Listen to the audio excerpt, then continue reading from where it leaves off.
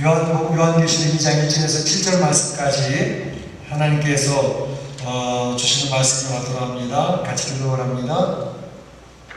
에베소 교회의 사자에게 편지하라. 오른손에 있는 일곱 뼈를 붙잡고 일곱 금 촛대 사이를 거니시는 이가 이르시되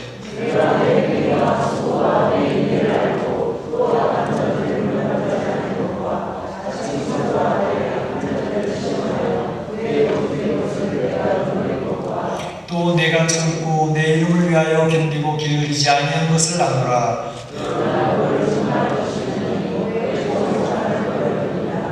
그러므로 어디서 떨어졌는지를 생각하고 회개하여 처음의 일을 가지라. 만일 그리하지 아니하고 회개하지 아니하면 내가 네게 가서 네 촛대를 그 자리에서 옮기리라.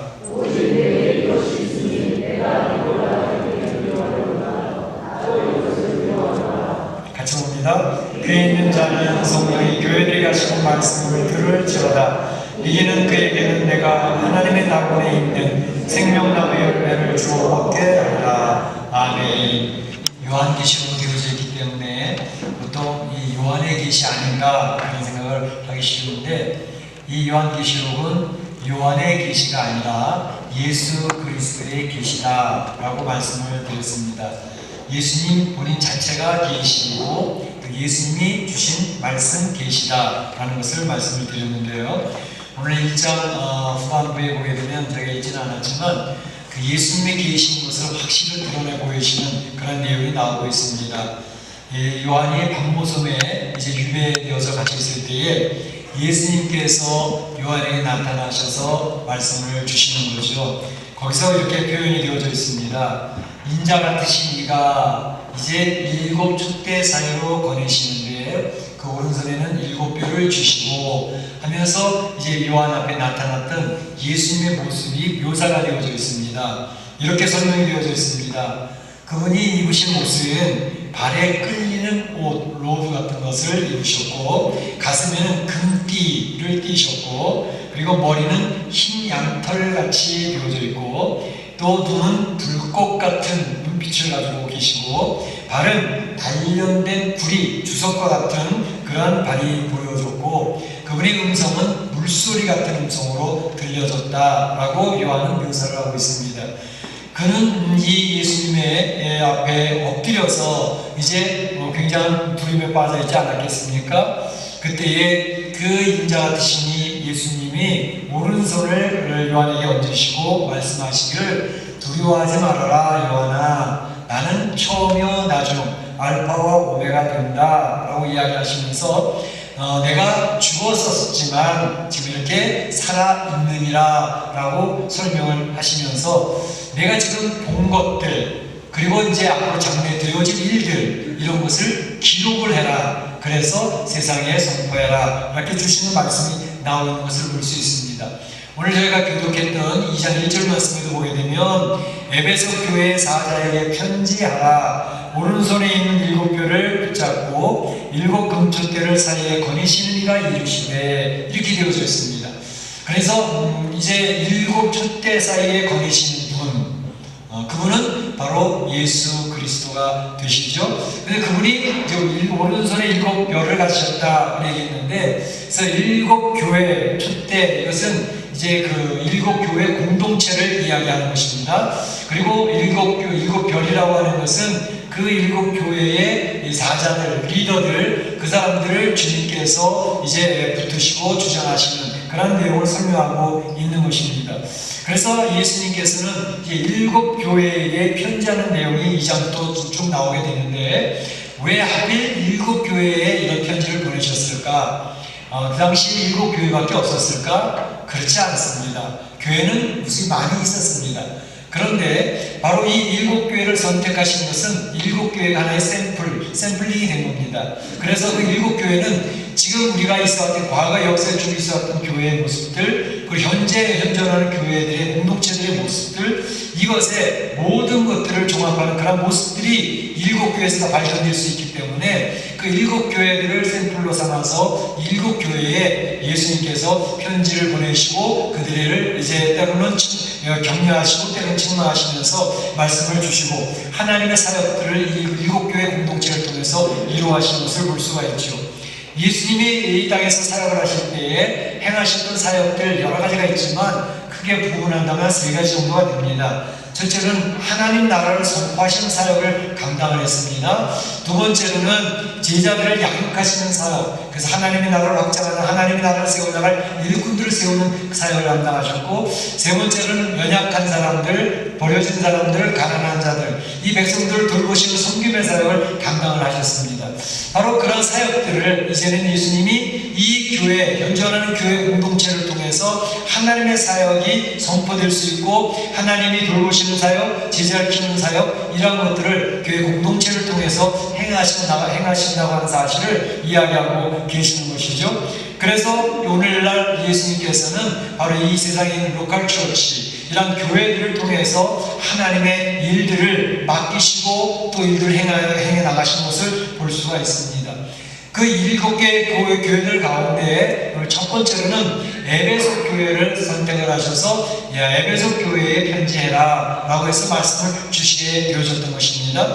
그래서 오늘 이 에베소 교회를 살펴보면서 주님께서 주신 말씀은 무엇인지 그 내용들을 생각하는 가운데 이 아침 오늘 하나님의 은혜를 나누고자 하는 것입니다.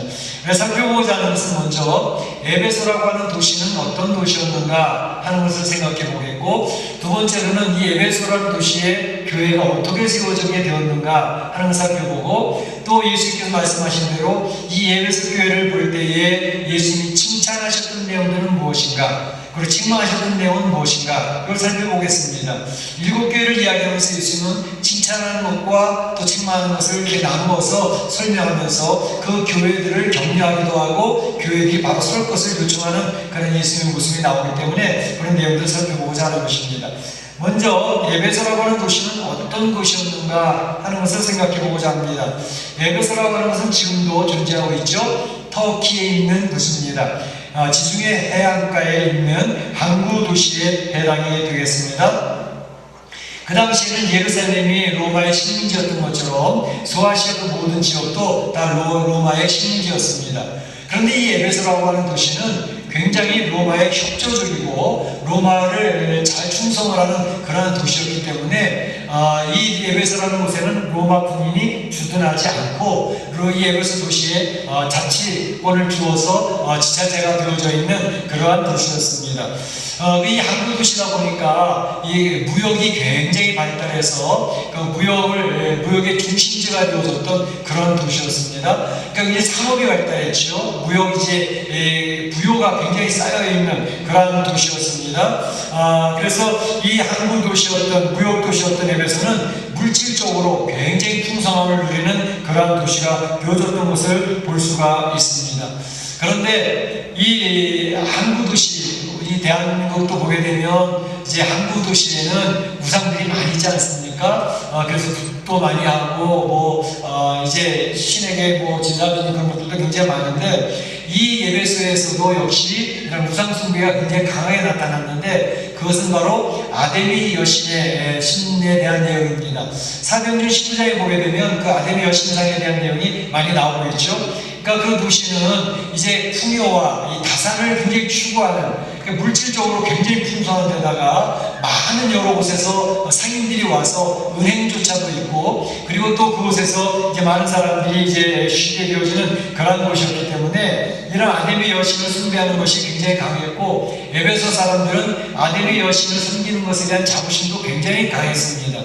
그런데 이 아데미 여신의 특징은 뭐냐 하면 여자신이고 달의 여신이고 다이아나라고 하는, 디아나라고 하는 그런 신의 이름을 가지고 있는데, 이것은 이제 당시에 다산, 많은 자녀를 낳고 또 풍요를 강조하는 여신이었고, 에베소에는 이 아데미 신전이 굉장히 큰 120m, 60m 되는 큰 신전이 있는, 기둥이 120개나 세워져 있는 그런 신전을 가지고 있었습니다.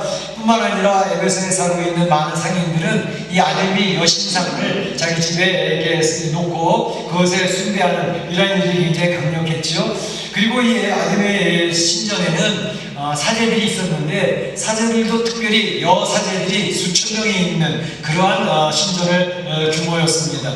이 여사제들이 하는 일들은 뭐냐면 그 에베소에 찾아오는 무역 상인들, 그 사람들의 쾌락을 위해서 창기 역할을 하는 그러한 일을 감당했습니다. 신과의 연합을 통해서 그들의 부요를 누리고 다산의 축복을 누리는 그러한 일들이 있었습니다. 그러니까 이 에베소라고 하는 도시는 굉장히 쾌락과 물질의 부요를 추구하는 그러한 도시였기 때문에 영적으로 말하면 굉장히 타락한 그런 도시였습니다. 정신적으로나 도덕적으로나 아주 불패하고 타락한 그런 도시였던 것을 볼 수가 있습니다.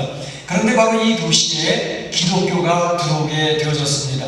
기독교가 들어와서 자리를 잡았는데 굉장히 그 성장세가 아주 잘 되어졌던 그런 도시, 그래서 소아시아 지역의 복음 전파의 전초 기지가 되어졌던 도시가 에베소라고 하는 도시였습니다. 그러면 복음이 심어졌다 그랬는데 도대체 어떻게 에베소에 교회가 생기게 되어졌을까 하는 것입니다. 사도행전 19장에 보게 되면 사도 바울이 제3차 전도 여행을 할 때에 이제 AD 53년에서 8년 사이인데 그때에 사도 바울은 이 에베소를 굉장히 전략 거점으로 삼았던 것 같습니다. 보니까 사람들이 종교성이 강해가지고 이제 복음도 잘 받아들이는 모습도 있었고, 그래서 사도 바울은 이 에베소에 두란노 서원이라고 하는 이제 성경 공부관을 만들어놨습니다.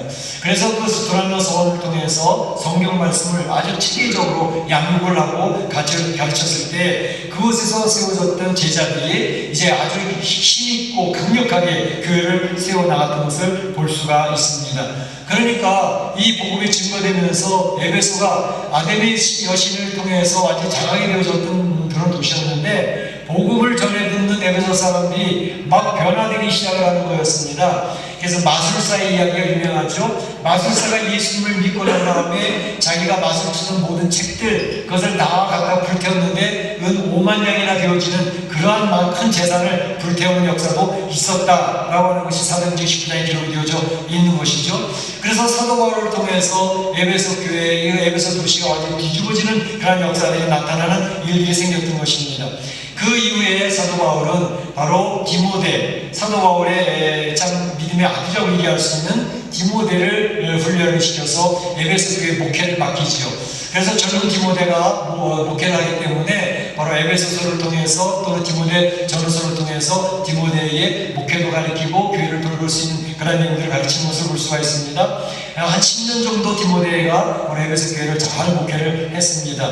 물론 그 중간에 다른 사역자들도 있긴 있었지만 또 대표적인 사역자는 오늘 이 요한계시록을 기록했던 사도 요한입니다. 사도 요한이 또 에베소 교회를 맡아서 사역을 하게 되어졌는데 바로 사도 요한이 이곳에서 사역을 하다가 도미티안 황제 때 네로 황제의 박해나 도미티안 황제 박해는 굉장히 큰 박해였거든요. 그때에 바로 에베소 목회를 하고 있던 이 사도 요한을 지중해 반모섬에 유배를 시키게 되는 것이죠.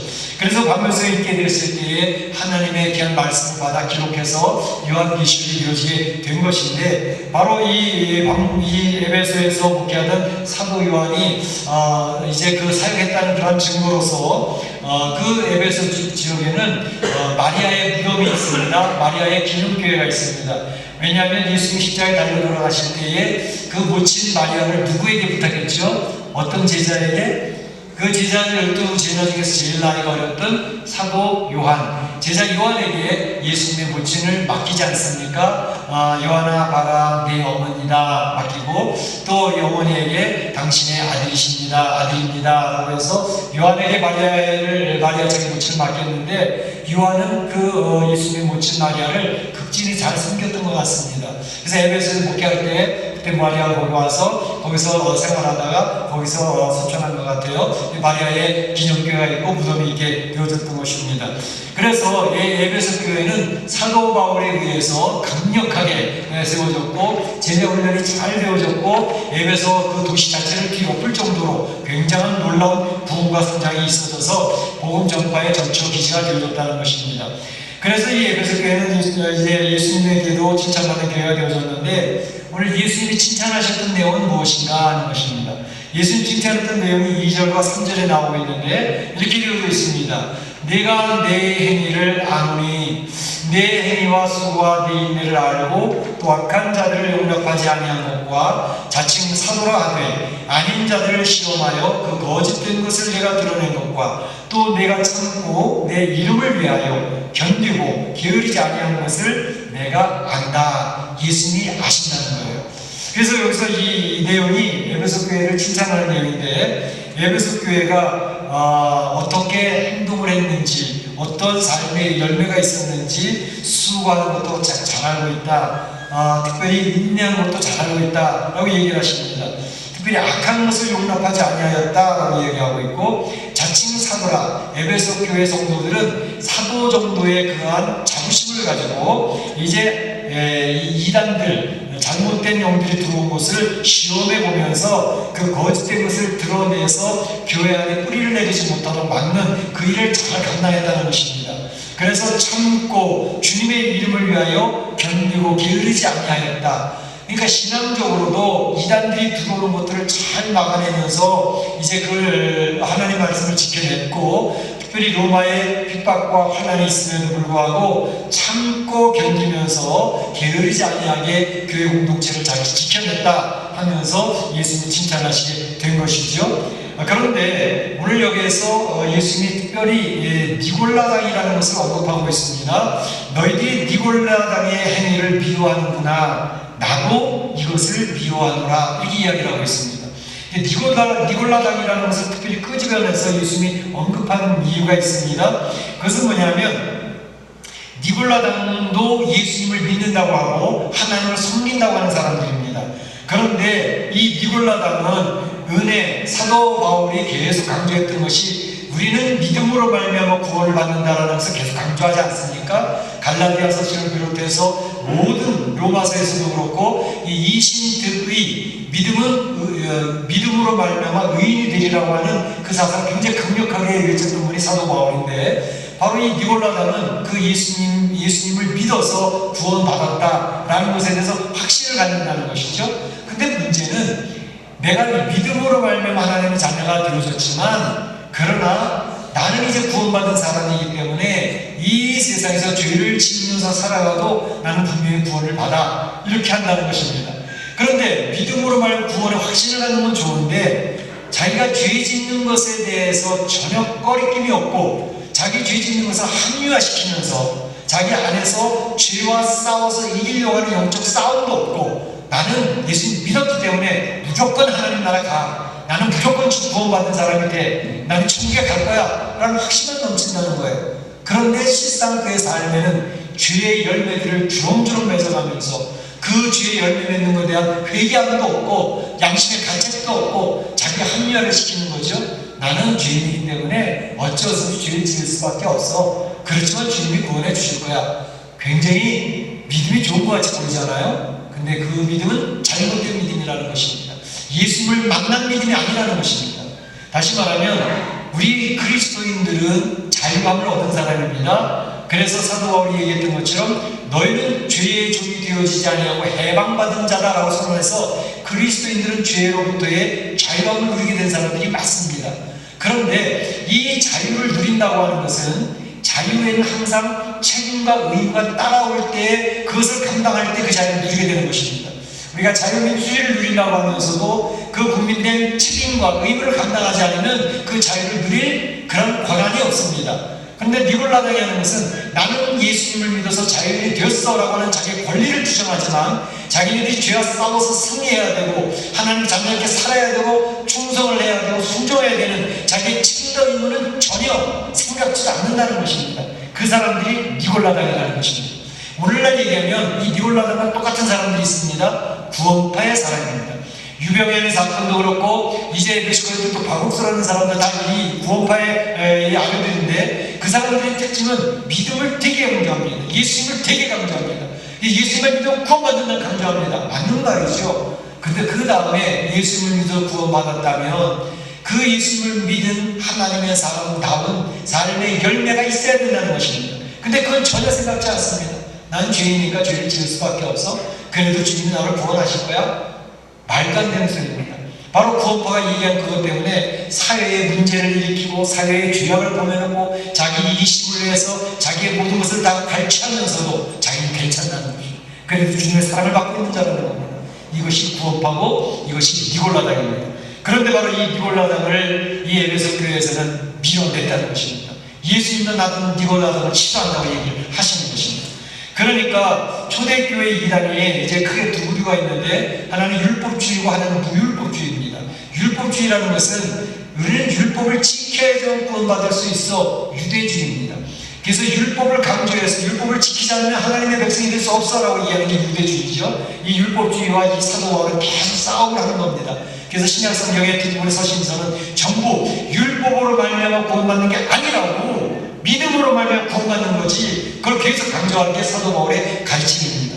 그런데 이제 무율법주의자가 있습니다. 이 사람들은 뭐냐면 율법은 더 이상 필요 없어. 우리는 율법이 아닌 패러다임이 바뀌었어. 바로 복음으로 말미암아 구원받는 사람이야, 믿음으로 말미암아 구원받는 사람이야 라고 얘기하니까 율법을 폐기시켰다. 그 율법 우리하고 상관없어 이렇게 하는 겁니다. 그렇지 않습니다. 예수님 믿는 사람은 율법으로 말미암아 구원받는 건 아니지만 믿음으로 말미암아 구원받는 사람은 율법의 기준에 삶에 맞춰 살려고 발버둥 치는 사람들이 바로 예수 믿는 사람입니다. 그런데 니골라당은 바로 이 무율법주의를 이야기하면서 믿음으로 말미암아 구원받았으면 내 삶은 아무렇게나 돼도 상관없어. 그리고 죄를 밥 먹듯이 합니다. 이기적으로 살아갑니다. 교만하게 살아갑니다. 자기 생각대로 살아갑니다. 예수님의 말씀에 귀를 기울이지도 않냐고 순종하려고 하는 노력도 없습니다. 그 사람들은 구원받은 사람이 아니라는 것입니다. 바로 이것이 니골라당을 얘기하면서 이 율법주의에 대한 이제 경고를 예수님이 하고 계시고, 에베소 교회는 이걸 잘 막아냈다는 것을 칭찬하고 있는 것입니다. 오늘 한국에 지금 큰 이단의 문제가 신천지 아닙니까? 이번에 코로나 바이러스 통해서도 대구 경북에서 신천지 모임을 했는데, 그것을 통해 가지고 코로나 바이러스 지금 60% 70%가 신천지 교인이라고 해서 큰 대서특필되고 있지 않습니까? 그런데 이거 신천지의 그 내용을 잘 아는 분이 이야기하는 것은 대구와 경북에 있는 신천지 성도들보다 호남, 광주를 중심으로 한 호남 지역의 신천지 성도들이 훨씬 더 많다는 거예요. 그리고 훨씬 더 강력하다는 거예요. 그리고 저희 총회도 독립적이고. 그런데 그들이 운이 나쁘게 대구에서 터졌다 이렇게 설명을 하고 있습니다. 이 신천지는 12지파를 통해 가지고 바로 그들의 세력을 지금 24만의 성도들 가지고 있다고 얘기하지 않습니까? 지금 LA에서도 이 신천지 사람들이 굉장히 많이 있어서 이제 한 영상을 보니까 한 수백 명이 모여서 신천지 LA에서 성전 봉헌 예배를 드리고 신천지 교육 수료식을 하고 있는 것을 봤습니다. 설교 내용도 제가 다 들어봤어요. 1시간 동안 설교하는데 제가 다 들어봤습니다. 지금 이 멕시코에도 신천지가 들어와 있다고 우리 집사님 아까 얘기를 해주시더라고요. 그러니까 신천지 사람들은 특별히 조심을 해야 되는데, 신천지 사람들은 자기를 위장을 합니다. 한국교회도 이제 큰 교회들은 대놓고 이제 싸우고 있지만, 중소, 특별히 조그만 개척교회 같은 데는 재정적인 능력이 없으니까 신천지 교회 같은 데서 재정을 지원해주면서 위장교회를 무지무지 마련했습니다. 대한예수교 장로회 우리 합동측 로고까지 갖다 붙여놓고 하는데, 그 안에 들어가면 신천지 교육을 시킵니다. 그래서 그런 잘못된 교회들이 수없이 많습니다. 한국에. 그러니까 그런 것들을 조심해야 되고, 그러니까 이런 신천지에 대한 분별을 잘 감당할 수 있도록 해야 되는데, 이 신천지의 교주 이만희는 원래 통일교에서 교육을 받았던 사람입니다. 문성룡의 그 교리, 그 원리 강론은 굉장히 친밀하게 잘 그려져 있습니다. 이제 박사들이 만들어 놓은 원리 강론이기 때문에 성경에서 많은 성도들이 모르는 내용들 또는 궁금해하는 내용들, 말도 안 되는 것 같은 것을 굉장히 논리적으로 합리적으로 설명을 잘 해놓은 것이 통일교의 원리 강론입니다. 그 원리 강론을 공부하면서 자기 나름대로 이 신앙의 이론을 세우는 사람이고, 또 박태선을 통해서도 교육을 받은 사람이기 때문에 그 양쪽의 좋은 장단점을 다 뽑아가지고 자기의 이제 강의 얘기를 합니다. 설교할 때 보면은 매 성경 얘기만 합니다. 창세기의 생명나무와 선악과 얘기를 하죠. 또 참포도나무 이야기를 하죠. 또 특별히 요한계시록을 얘기 되게 많이 합니다. 생명나무 얘기를 하죠. 바벨론 이야기를 하죠. 성경에 하나님의 씨와 가라지 말씀을 이제 악한 것의 씨에 대해서 얘기를 하죠. 막 얘기를 하는데 비유로 얘기하실 때 비유를 계속 얘기합니다. 비유로 얘기를 합니다. 그런데 그 비유를 얘기할 때에 이 하나님의 말씀은 다 덮여져 있던 것인데, 비유를 해석할 수 있고 비유를 알아들을 수 있도록 자기를 하나님 보내주셨다고 해서 이야기합니다. 기도할 때도 예수님의 이름으로 기도합니다 얘기하니까 신앙인 같아요. 신천지 예수교회라고 타이틀을 올려놓지 않았습니까? 그런데 예수교회가 아닙니다. 예수님의 이름으로 기도한다고 하는데 예수님 이름으로 기도하는 게 아닙니다. 결국은 쭉 설명하다 보면 생명나무를 알아야 되고 성경을 알아야 된다고 막 얘기하는데 그 몇백 명 모여있는 제자교육 수료생을 놓고 이 나이 많은 이 할아버지가 아주 그 교단 이단의 교주처럼 카리스마 있게 막 야단을 칩니다. 뭐 침을 튀게 하면서 야단을 칩니다. 이 늙은이도 이런 내용을 알고 있는데 젊은 사람이 그것도 모르느냐고, 성경도 모르느냐고, 율법 정서도 이 공부하는 사람 다 외우는데 성경 하나도 몰라도 되느냐고 막 야단을 치더라고요. 그래서 이 이단의 그런 카리스마가 나는데 그 내용을 다 듣다 보면 하나하나 성경에서 하나하나 이야기하는 내용이 맞는 것처럼 들릴 수가 있습니다. 그러나 결론은 엉뚱한 데로 갑니다. 그래서 이단입니다. 이단은 성경 말씀 이야기해요. 그런데 끝이 나갑니다.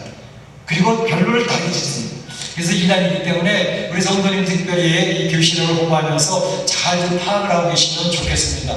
교회 구속사적인 그런 흐름으로 뼈대를 잘 인식을 해야지 그들이 말하는 말장난에 걸려들면 성경 말씀에 맞는데 그렇게 계속 걸려들어가게 되는 것입니다. 그래서 그런 모습을 보면서 잘 막아야 되겠고, 또 특별히 멕시코시티에도 신천지가 들어와 있다고 하니까 여러분들 이제 성경 공부하자는 사람 따라가면 절대 안 됩니다. 조심해야 될 것이고, 뿐만 아니라 이제 지금 잘 알려지진 않았지만 하나님의 교회라는 이단도 한국에서 굉장히 강합니다. 하나님의 교회라고 하는 것은 안상홍이라고 하는 사람이 이제 만들어 놓은 것인데, 이제 그 하나님의 교회는 아버지 하나님이 있고 어머니 하나님이 있습니다. 아버지 하나님 안상홍은 이미 냉면 먹다가 심장마비 올려서 죽은 사람입니다. 그런데 그 여자가 장길자라고 하는 사람은 어머니 하나님이라고 해가지고 그 교회를 이제 시전하는데 재정적인 능력이 있으니까 유지를 해나가는 겁니다. 그런데 이제 그런 것도 있고, 심지어 이제 중국의 이단도 들어와가지고 동방번개라고 하는 이단도 있는데, 그 여자 그리스도가 왔다 그래가지고 이게 그런 이단도 있습니다. 어쨌든 이러저러한 보이지 않는 이단들이 엄청나게 많이 있습니다. 한국은 종교성이 굉장히 강하기 때문에 한국에 큰 이단들이 굉장히 많이 있는 것입니다. 늘 조심해야 될 필요가 있습니다. 오늘 예수님께서 에베소 교회를 칭찬하는 것은 바로 너희 에베소 교회는 이단을 잘 걸러내서 그들과 싸움에서 잘 이겨냈고 했다는 것을 칭찬합니다. 그런 모든 것들을 내가 알고 있다. 너희들의 모든 것을 내가 알고 있다 이렇게 얘기를 하십니다. 우리 사랑 성도들이 이민 생활을 하면서 신앙에서 이겨보려고 발버둥 치고 애쓰는 모습을 우리 주님이 다 알고 계시다는 것입니다. 손바닥 보듯이 여러분 한 사람 한 사람의 신앙의 싸움을 내가 기억하고 있다라고 칭찬하고 계시는 것입니다. 그러면 에베소 교회가 칭찬받은 것은 무엇인가 하는 것입니다. 에베소 교회에 칭찬받은 것은 이런 내용입니다. 그러나 너를 책망할 것이 있나니 너의 사랑을 버렸느니라 그랬습니다. 너를 책망할 것이 있나니 너의 처음 사랑을 버렸느니라. 첫사랑을 잃어버린 에베소 교회. 오늘 말씀의 제목입니다. 에베소 교회가 주님을 안타깝게 했던 것은 첫사랑을 잃어버렸다는 것입니다. 이제 기독교의 본질은 사랑이거든요. 그래서 사도 요한이 계속해서 이 사랑을 강조하고 있는데, 바로 에베소 교회는 그 첫사랑을 잃어버렸다는 것입니다.